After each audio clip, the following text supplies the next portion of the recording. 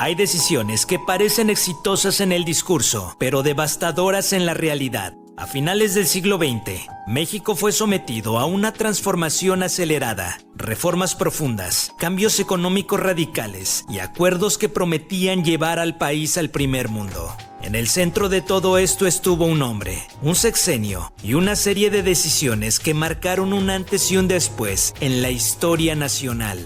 Carlos Salinas de Gortari gobernó en uno de los momentos más delicados del país, un periodo donde el poder se concentró, las reglas cambiaron y el costo real de muchas decisiones no se conocerían sino hasta años después, cuyos efectos todavía se sienten.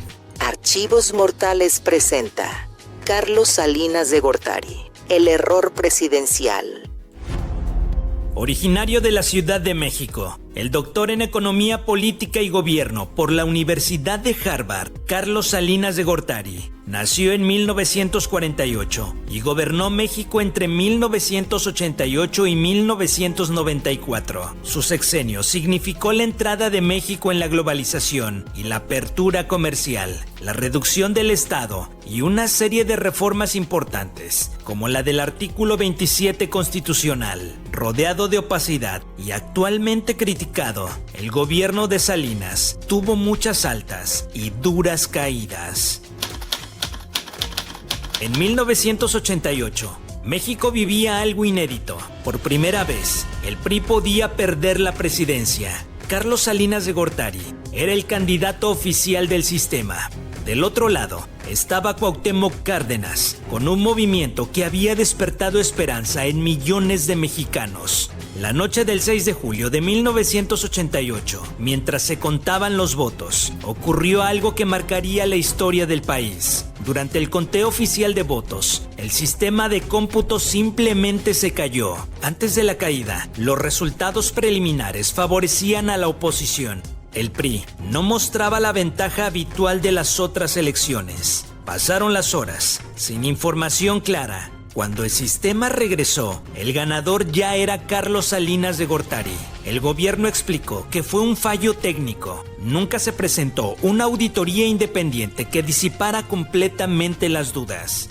Desde entonces la frase "se cayó el sistema" se convirtió en sinónimo de fraude electoral en México. Legalmente, Salinas fue declarado ganador, pero socialmente, su legitimidad quedó dañada desde el primer día. Esto no era una opinión aislada, es una percepción que se volvió parte de la memoria colectiva del país.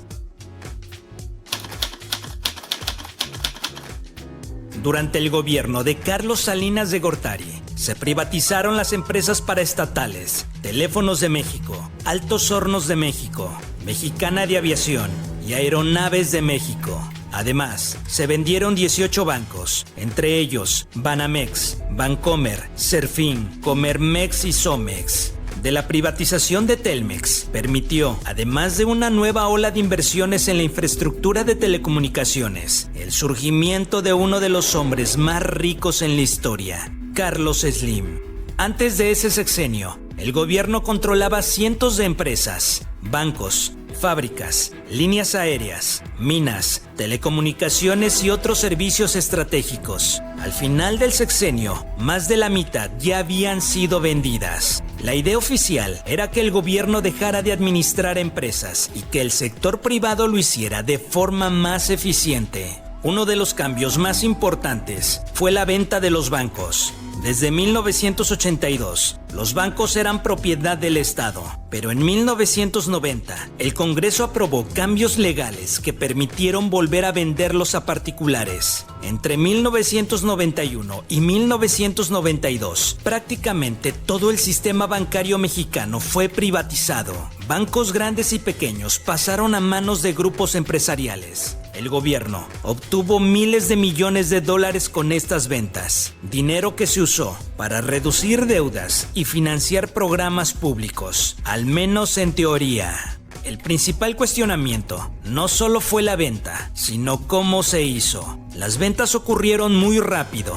No todos los procesos fueron totalmente públicos. No siempre se explicó con claridad cómo se evaluaron los bancos. No quedó claro por qué ciertos grupos pudieron comprar bancos y otros no. Años después, varios informes señalaron que la información entregada al Congreso y a la opinión pública fue limitada, lo que generó dudas sobre la transparencia del proceso. Pocos años más tarde, en 1994 y 1995, el país se enfrentó a una grave crisis económica. Muchos bancos privatizados tuvieron problemas financieros graves y el Estado tuvo que intervenir para evitar su colapso. Esto provocó un debate nacional: si vender los bancos fue correcto, si se hizo demasiado rápido o si el Estado perdió capacidad de control sobre un sector clave.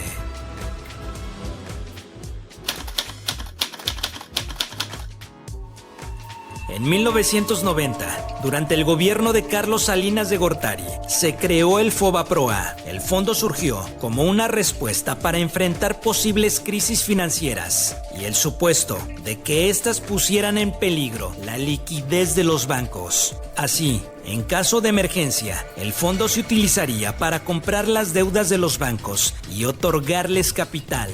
En 1994, justo al final del sexenio de Salinas, el país entró en crisis debido a las malas decisiones tomadas con anterioridad. Estalló una crisis económica.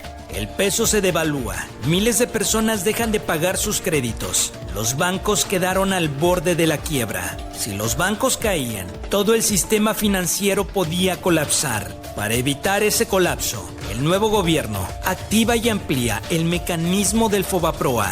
El gobierno asumió las deudas de los bancos. En otras palabras, las deudas privadas se convirtieron en deuda pública y pasaron a ser responsabilidad del país. Aunque la crisis explotó después, las decisiones que llevaron al FOBAPROA se tomaron durante el gobierno de Salinas.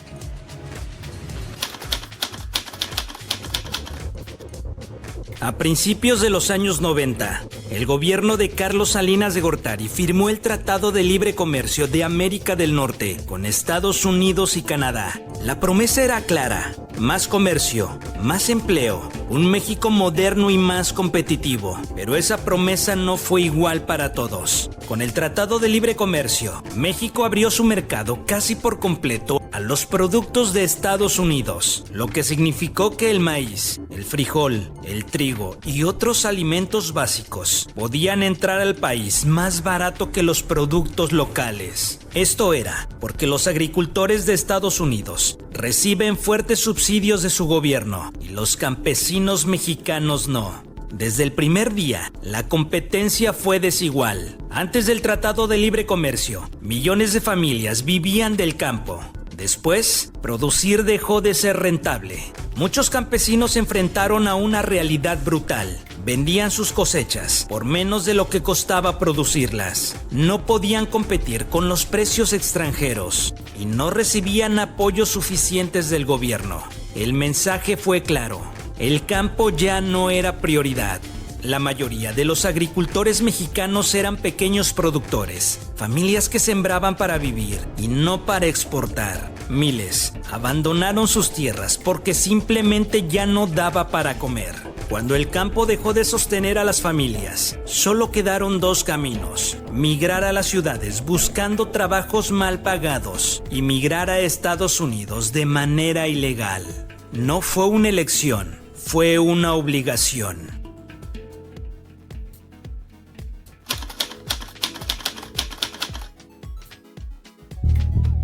En el año de 1992 se reformó el artículo 27 constitucional impulsado por Carlos Salinas de Gortari. Ese artículo era el que protegía la tierra del campesino, era la base del ejido, era una de las principales conquistas de la Revolución Mexicana. Con una reforma legal, eso cambió para siempre. Durante décadas, el ejido significaba algo muy simple: la tierra no se vendía, la tierra no se perdía y la tierra permanecía en la comunidad.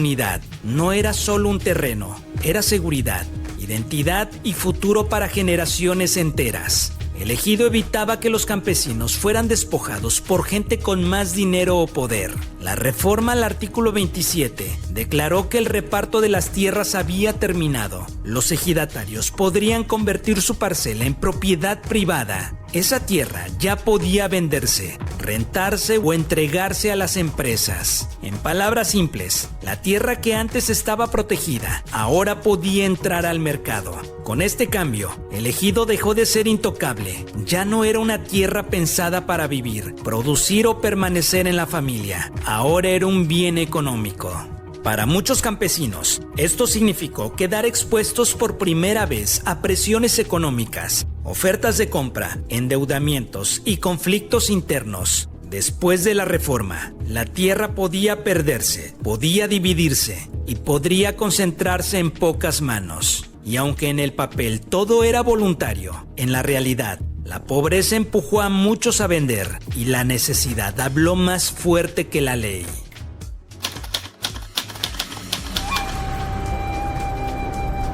El 1 de enero de 1994, mientras el gobierno celebraba la entrada en vigor del Tratado de Libre Comercio y hablaba de modernidad y progreso, pasó algo inesperado. En Chiapas, uno de los estados más pobres del país, un grupo armado indígena apareció públicamente. Era el Ejército Zapatista de Liberación Nacional, el EZLN, y su mensaje fue claro. México no solo es el país que se sale de los discursos. El EZLN no nació de la noche a la mañana, surgió de décadas de pobreza extrema, olvido gubernamental, abuso contra comunidades indígenas y falta de tierra, salud, educación y justicia. Para millones de indígenas, el Estado simplemente no existía. Dos decisiones del gobierno de Salinas fueron la clave para el hartazgo del EZLN. Tratado de Libre Comercio y la reforma al artículo 27. Para las comunidades indígenas, eso significaba una sola cosa: más pobreza, más despojo y menos futuro. Por eso, el EZLN dijo que el Tratado de Libre Comercio era una sentencia de muerte para ellos. El 1 de enero de 1994, tomaron varios municipios de Chiapas, declaró la guerra al gobierno federal e hizo públicas sus demandas ante el mundo. No pedían lujos, pedían lo básico: tierra, trabajo, salud, educación, respeto y dignidad. La reacción del gobierno fue inmediata. Primero, envió al ejército mexicano a Chiapas. Hubo enfrentamientos armados. La estabilidad del país quedó en duda. Pero Salinas entendió algo rápido. Una guerra abierta contra indígenas iba a ser un desastre político. El mundo estaba mirando y México estaba a meses de las elecciones. Entonces el gobierno declaró un alto al fuego, abrió la puerta al diálogo y así empezó un proceso de negociación que continuaría en los siguientes años. El levantamiento zapatista fue un golpe directo a la imagen del México moderno y dejó algo claro pero incómodo. Mientras unos hablaban de libre comercio, otros no tenían ni qué comer.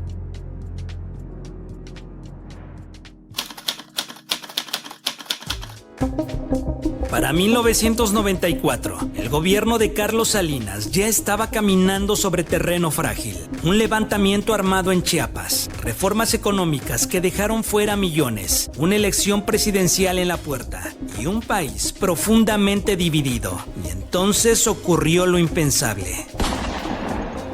Luis Donaldo Colosio no era cualquier candidato, era el elegido, el sucesor, el rostro del PRI para continuar el proyecto del sexenio. El 23 de marzo de 1994, durante un mitin en Lomas Taurinas, Tijuana, Colosio fue asesinado. El mensaje fue brutal. Ni siquiera el candidato del poder estaba a salvo. Para la gente algo quedó claro. Si podían matar al candidato presidencial, entonces el Estado no controlaba ni su propia sucesión. La muerte de Colosio rompió la narrativa de estabilidad, generó miedo, incertidumbre y desconfianza.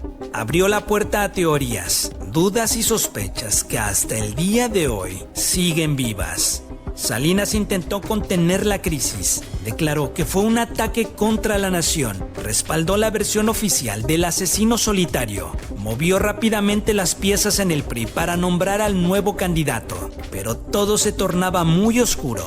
Tras muchas dudas, contradicciones y diferentes versiones en la investigación, la poca confianza que el país tenía había sido destruida por completo. Y cuando el país aún no se recuperaba del shock, el 28 de septiembre de 1994 fue asesinado José Francisco Ruiz Massieu, secretario general del PRI y figura clave del poder. Esta vez, el crimen fue todavía más devastador. Ocurrió en la capital, involucró directamente al círculo cercano del poder y terminó salpicando a la familia del propio presidente. 2 asesinatos políticos en menos de un año dejaron una sensación clara. El poder estaba fracturado desde adentro. Aunque Salinas no fue judicialmente responsable, políticamente el daño fue enorme. Su gobierno quedó marcado por desconfianza, sospechas, corrupción, rupturas internas, pérdida del control y cero credibilidad. El presidente prometió un orden, pero terminó su sexenio con un país polarizado, un sistema cuestionado y una transición forzada por el miedo al caos.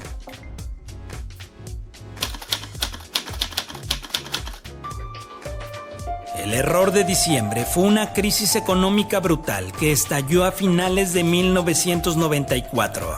Fue una bomba que se venía armando desde años atrás. En diciembre del 94, el nuevo gobierno anunció que el peso se iba a devaluar. La gente y los inversionistas se asustaron, sacaron su dinero del país. El peso se desplomó mucho más de lo esperado.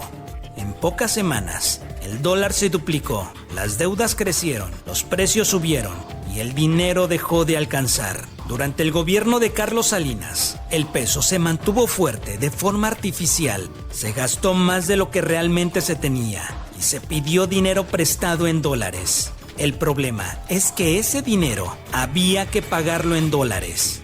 Y para esto, el gobierno emitió algo llamado tesobonos. En palabras simples, eran pagarés que prometían pagar en dólares, aunque el peso se cayera. Esto atrajo mucho dinero extranjero, pero también fue una trampa. Cuando el peso cayó, la deuda se volvió impagable y el sistema colapsó.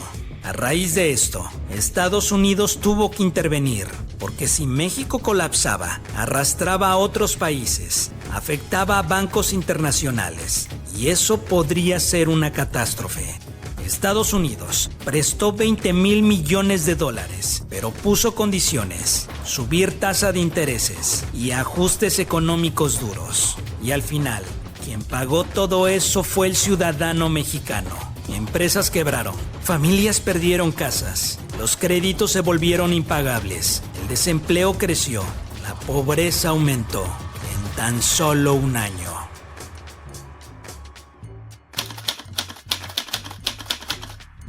Carlos Salinas de Gortari prometió llevar a México al primer mundo, y en papel muchas cosas cambiaron, pero en la realidad el país quedó marcado por una herida profunda. Un México más abierto al mercado, pero más desigual, con una economía que parecía fuerte, pero que se derrumbó de golpe, con instituciones que resistieron, pero perdieron la confianza de la gente.